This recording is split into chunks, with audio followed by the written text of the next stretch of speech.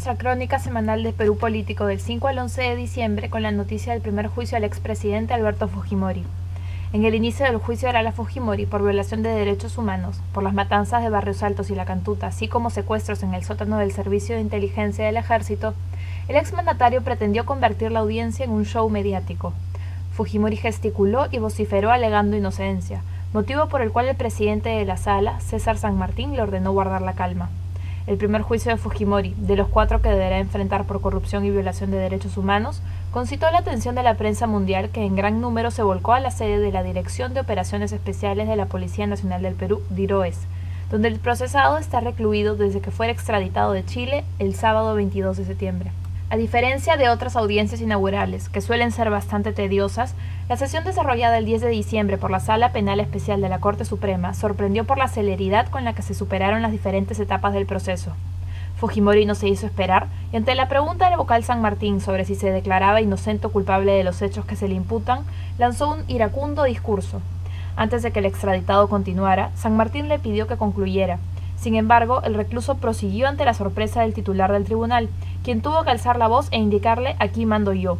Ante esta llamada de atención, el inculpado finiquitó «rechazo los cargos, soy inocente». Así concluyó la audiencia inaugural que debió suspenderse hasta el miércoles 12, ya que Fujimori presentó un cuadro de hipertensión tras el alegato desaforado que pronunció. En una intervención que duró 20 minutos, el fiscal supremo penal José Antonio Peláez Bardales solicitó a la Sala Especial de la Corte Suprema imponerle al procesado expresidente de la República 30 años de prisión y el pago de 100 millones de soles por concepto de reparación civil al Estado. Peláez requirió al Tribunal de Justicia que, asimismo, el exgobernante desembolse 300.000 soles a quienes fueron privados de su libertad en abril de 1992, siempre y cuando sea declarado culpable de los cargos que se le imputan. Peláez sostuvo que a Fujimori no se le juzga por la lucha contra el terrorismo, sino por la guerra sucia librada por el Grupo Colina, y consideró a Fujimori como autor mediato de los hechos, es decir, que en opinión del magistrado, el exgobernante habría dado órdenes precisas a los mandos militares para la ejecución de esos hechos por medio de lo que llamó cadena de mando. Grupos de simpatizantes de Alberto Fujimori y militantes de la Confederación General de Trabajadores del Perú, CGTP, y de las organizaciones de derechos humanos se enfrentaron a golpes e insultos a unas pocas cuadras de la sede de la DIROES. De otro lado, Gisela Ortiz, hermana de uno de los estudiantes desaparecidos de La Cantuta, expresó su temor de que los simpatizantes del expresidente, que hacen vigilia cerca de la DIROES, agredan a los familiares de las víctimas de Barrios Altos y La Cantuta. El 11 de diciembre, el exmandatario Alberto Fujimori fue condenado a 6 años de prisión y a pagar 400.000 soles de reparación civil a favor del Estado por el allanamiento a la casa de Trinidad Becerra, esposa del ex asesor presidencial Vladimiro Montesinos. El exgobernante fue sentenciado como inductor del delito de usurpación de funciones por ordenar a sus entonces edecanes y ministros allanar ilegalmente la vivienda de Becerra el 7 de noviembre del año 2000.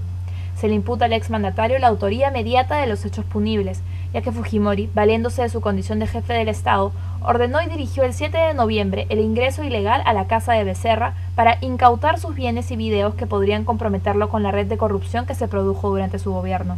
La Vocalía Suprema también lo condenó a 2 años de inhabilitación a ocupar cualquier cargo público. Tras consultar con su abogado, César Nakazaki, el exmandatario leyó: «Presento recurso de apelación parcial respecto de la pena y la reparación civil». Luego, el vocal supremo sostuvo que la defensa legal del exmandatario deberá oficializar y fundamentar su recurso en el término legal. Pasamos a la segunda noticia de esta crónica semanal. El 5 de diciembre, el Consejo de Ministros aprobó un decreto supremo que crea el Comité Intersectorial que liderará el proceso de implementación del Tratado de Libre Comercio TLC con Estados Unidos y los trabajos relacionados con el TLC interno y la mejora de la competitividad del país.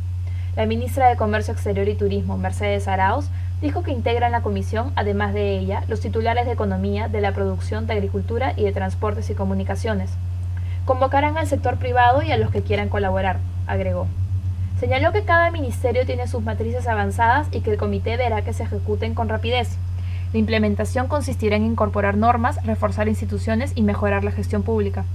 Sin embargo, la Comisión Multisectorial tuvo su primer resbalón apenas el primer día de haber sido creada, pues la no designación de un funcionario dedicado exclusivamente a esta tarea generó un fuerte cruce de palabras entre la titular del Ministerio de Comercio Exterior y Turismo, Mincetur, y David Lemor, asesor especial para la ratificación del TLC y director ejecutivo de Proinversión.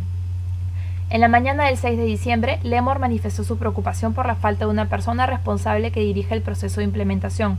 Por ello, propuso a Alfredo Ferrero, ex titular del Mincetur, o a Pablo de la Flor, ex jefe del equipo negociador del TLC.